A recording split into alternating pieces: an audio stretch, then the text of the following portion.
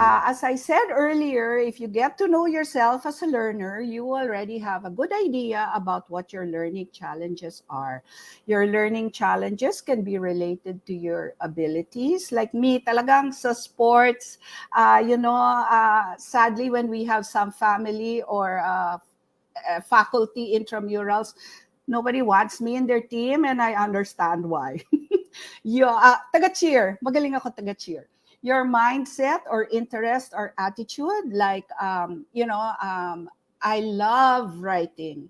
So that's your mindset and or attitude towards writing, and then you'll do very well in that.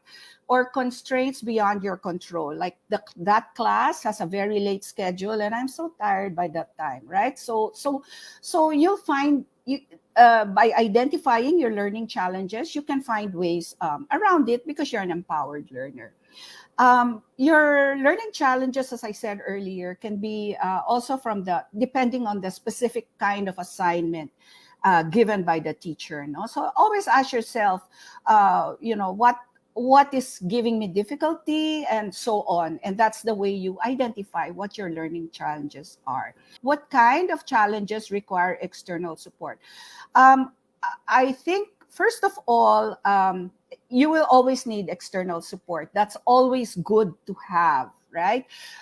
Someone, as I said, to call when you need help. But the question is so nicely phrased, because what kind of challenges require external support? So what I'd like to share with you are some things that you should expect.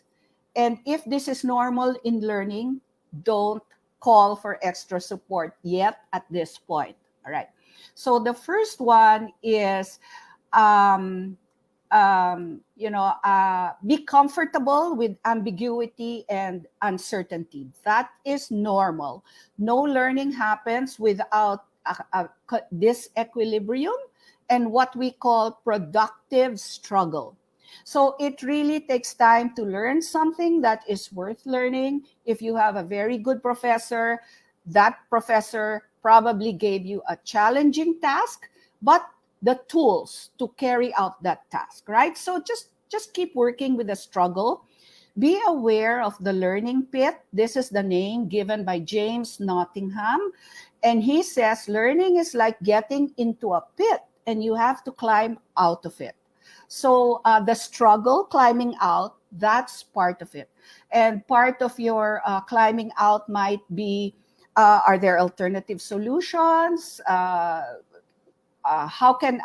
there a different way to do this? And then only if you really feel you're stuck will you ask for help. Another struggle that is normal is making lots of mistakes, right? And one response that you can have to this is analyze your mistakes, learn from your mistakes. Be happy when you're making mistakes, because then you're clarifying things and learning it better, right? So when you get back a test, and there's so many mistakes, don't get discouraged. Don't right away go to a tutor. Look at it. Why did I get this wrong? What's the correct answer here, etc. Okay. And the last struggle is if it's just your mindset, right? Change your framing, change your question. Instead of how can I survive this subject I don't like, change it to what can I do so that I can make even a little progress and find a little joy in this subject, right? So when you have tried all these responses or solutions and you're still stuck, then you can ask for support from someone else. Of course, if the challenge or the task has a very big negative psychological or emotional impact on you, that one you need to get help right away. So that's fine.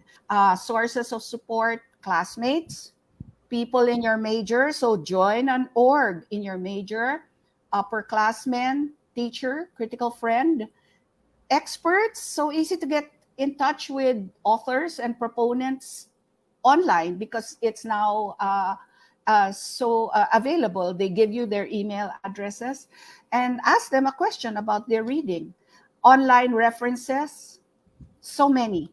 Said in the beginning about the gap between the goal your learning goals versus the reality, or versus where you really are. So it's only you that can evaluate this, and it's only so you have to do a self assessment, an evaluation of where you are. Are you happy with how you are navigating that gap? That's the bottom line question there. So, are you happy with where you are? Are you happy with the quality of the journey that you've taken or not taken so far? And as for evidence that you're an empowered learner, any or many, hopefully, of the following: you know yourself, you know what you stand for, your values, the arc, the story arc, the storyline of your life, even if the specific details are not filled in. Clear goals, clear and realistic expectation. Be kind to yourself. Be realistic, even if you stretch yourself a little bit. Um, Ownership of your destination and your journey. Committed ako dito, no? Kakayanin ko to. Willingness to change course on your own terms. I think I tried this, but it's not working out. I need to change course.